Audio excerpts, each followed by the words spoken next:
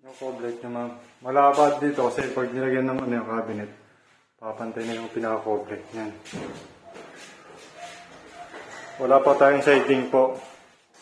Kasi bago siya lagyan ng siding, yung dito po, kailangan nakamasilyado na yung yung gilid niya. Kasi mamasilyahan na po yan. Pag namasilyahan na po siya, doon na natin nalagay yung siding po. Pero yung mga pinagripitan, lahat po yan hahasain. Yung mga sobrang hard defects naman po, hahasain po yan. Pag nagpaint siya ng pintura.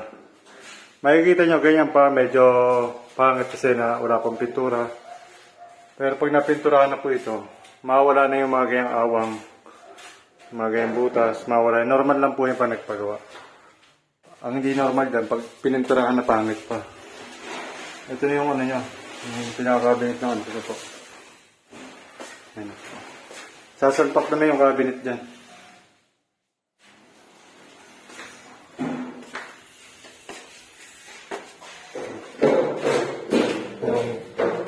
Kisame na rin yan.